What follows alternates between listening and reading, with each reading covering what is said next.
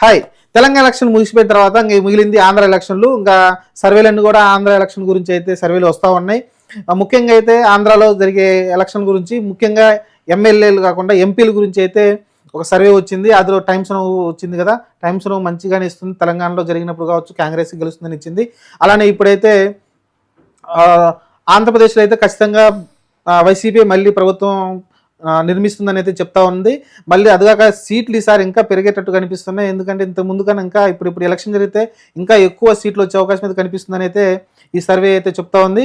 ఇంకా ఎంపీ సీట్లు అయితే లాస్ట్ టైం గెలిచిన దానికన్నా ఇప్పుడు 24 నుంచి 25 వస్తాయని చెబుతుంది. అంటే టీడీపీకి ఒక్క సీటే వస్తుందని అయితే ఈ సర్వే అయితే చెప్తా ఉంది. ఇది ఒక సంచలనం అన్నమాట. అలానే దేశవ్యాప్తంగా చూసుకుంటే మోడీకి మొన్న వచ్చిన 300 సీట్లు కాకుండా ఈసారి 400 దాకా రీచ్ అయ్యే అవకాశం అయితే కనిపిస్తుంది. ఎందుకంటే రాజస్థాన్, మధ్యప్రదేశ్, ఛత్తీస్గఢ్ ఈ ఇటల్లో రీసెంట్గా గెలిచిన తర్వాత ఇంకా సీట్లు పెంచుకునే అవకాశం అయితే కనిపిస్తూ ఉంది. ఎందుకంటే గుజరాత్ ఆల్రెడీ గెలిచింది, ఉత్తరప్రదేశ్ ఈసారి మళ్ళీ గెలిచే ఛాన్స్ ఉంది. కాబట్టి ఓవరాల్ చూసుకుంటే ఈసారి 400 రీచ్ అయ్యే అవకాశం అయితే కనిపిస్తుంది. బీజేపీ ఎన్డీఏ కూటమి కావచ్చు. ఇంకా ఆంధ్రప్రదేశ్ సంచలనంగా మారింది. ఆంధ్రప్రదేశ్లో అయితే దాదాపు 25 సీట్లు జీరో చేస్తుంది.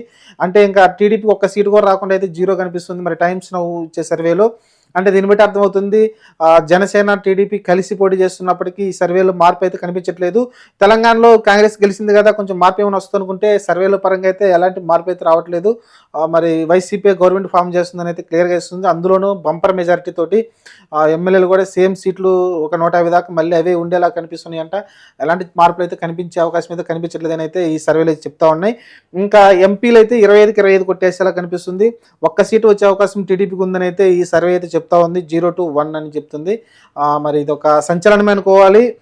మరి ఈ నిర్ణయంపై మరి టీడీపీలు ఎలా చూసుకుంటారో చూడాలి. మరి ఎందుకంటే టీడీపీ ఏదైతే చంద్రబాబు అరెస్ట్ కావచ్చు, లోకేష్ గారి తర్వాత ఢిల్లీలో దాదాపు 2 నెలలు 3 నెలలు కూర్చోవటం, పవన్ కళ్యాణ్ అంత యాక్టివ్గా లేపడం, తన సినిమాలు చేసుకుంటూ ఉంటాం, అంత మజా అయితే రావట్లేదు. వైసీపీ మటుకు ఎప్పటికెప్పుడు యాక్టివ్గా ఉంటుంది, జనాల్లోకి పోతూ ఉంది, ప్రజల దగ్గరికి వెళ్ళి చూస్తూ ఉంది. కాబట్టి టీడీపీ అంత యాక్టివ్ అయితే కనిపించట్లేదని నాకు అనిపిస్తుంది. జనాల్లోకి సరిగ్గా వెళ్ళట్లేదని నాకు అనిపిస్తుంది.